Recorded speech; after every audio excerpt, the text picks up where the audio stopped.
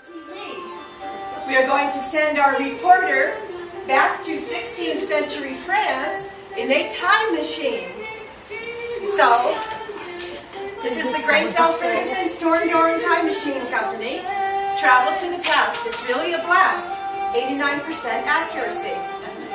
And with that,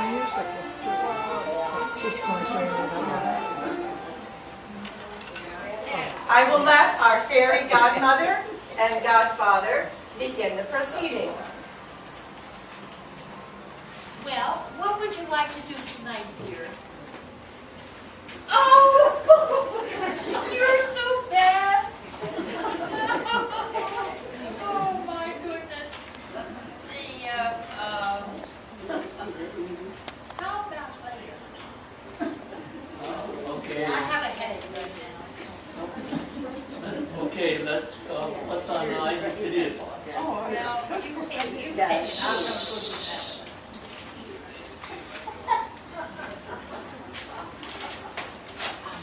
it. Not yet, Ann. Sit down. Okay,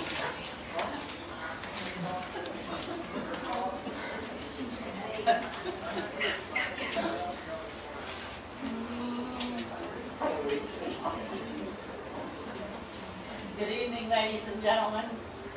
I am Edwina R. Murrow, and tonight we continue to address the ongoing USA problem of deteriorating marriages. Thanks to the miracle of time travel, we are able to go back in time to visit some folks who were married and lived happily ever after. And you are there. But first, I must go into the time capsule.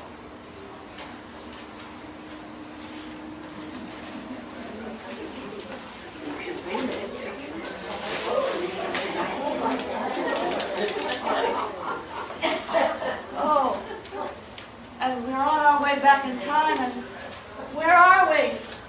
Oh, a dinosaur! Get me out of here! We're supposed to be in 16th century France.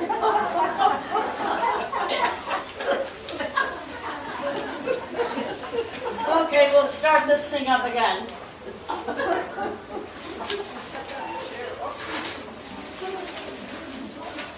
Well, that's better. Looks like we're here at Cinderella's castle. They're first on our list. Cinderella and Prince Charming, since they got married after just one day. And got them the true list for her.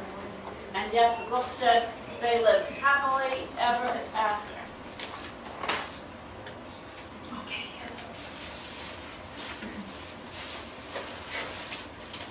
Grab them up and throw it down.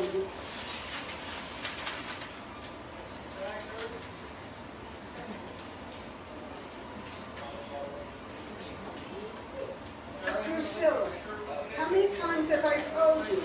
When you dust around a piece of bread on the table, use the hand applicator, not the floor applicator. Now go do the tables in the great hall.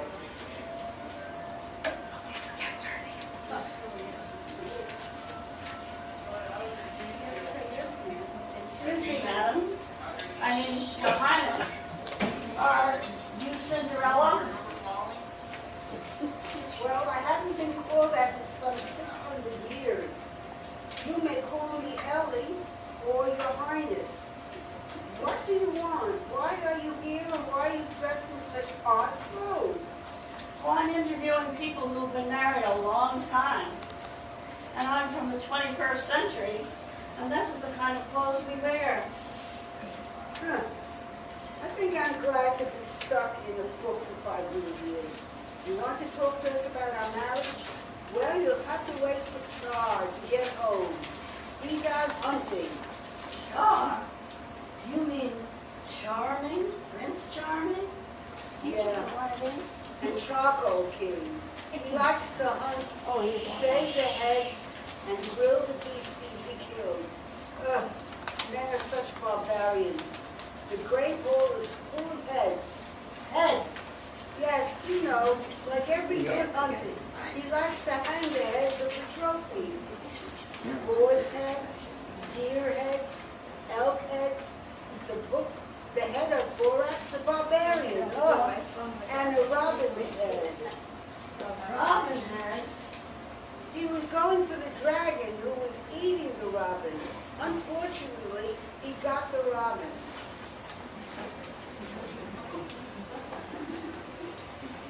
Hi, Ellie. I'm home.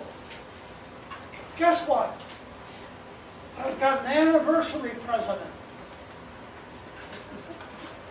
I actually got the dragon Farfenegger. It's his head. Farfenegger? He was practically dead anyway. He's 5,000 years old. Well, go hang it in the Great Hall with all the others. Thank you, dear. That was very thoughtful. Now clean up after yourself. Use Formula 109 that Grendel the witch gave you before you had a burn. Yes, dear. Whatever you say. Prince Char, Yes. I'd like to ask you a question. What do you think is the secret to a long-lasting marriage? Well, as you can see, we share the decisions. I am allowed to decide on the enemies to kill,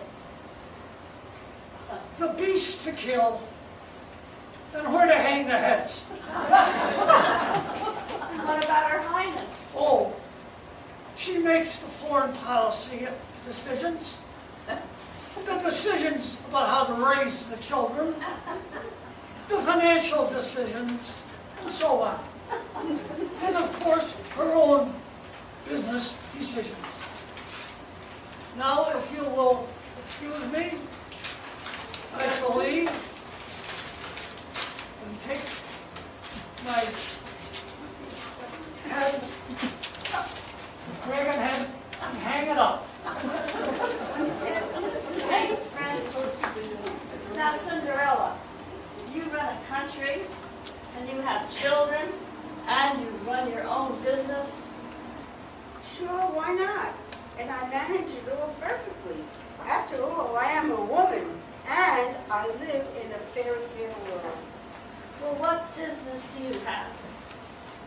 I am the CEO of Cinderella, a castle cleaning company. I train to help secure the contract and supervise the overall work schedule. I mean, if anyone knows cleaning, it's me. My children help, of course. Oh, you have children. Yes, and grandchildren. Here.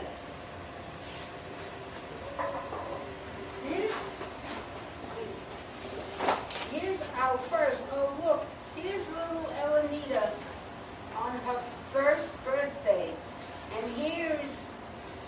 As you know, when you're looking at pictures of people's grandchildren, time passes really slowly if they're not your grandchildren. And so I guess that's it for the children. Here's the grandchildren. Maybe you know our great-great-great-great-grandchild, Martha. Martha? Well, there are lots of Marthas in the world. Well, you know the Martha. She knows everything about cooking, cleaning, decorating. She even went to jail for her craft. She told me she married into a line of English Scottish kings. Do you mean Martha Stewart? Yes, that's her. Come on. Where do you think she learned everything domestic? You think I spent all those years in servitude and creating meals for nothing? I passed everything I knew on to her. Then the little ingrate escapes from the fairy tale book and goes on to make minions. Well, I see. I'm glad you've had such a long, happy marriage. What did you do when things went wrong? Wrong? My dear, it's a fairy tale.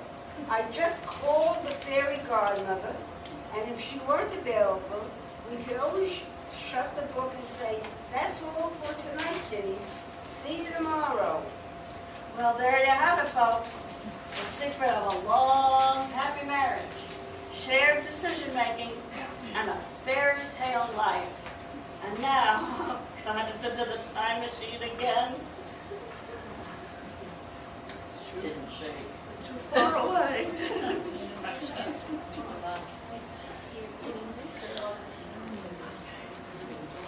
Very bad. Well, maybe some of that was true, but I feel that I should get more credit.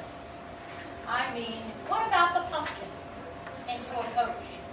Rats into horses? What did she think that was, just magic? Well, dear, it was magic after all. Yes, but it was my magic. Now, sweet thing, don't get your wing flutter. Let's just wait a minute and see what the next program is.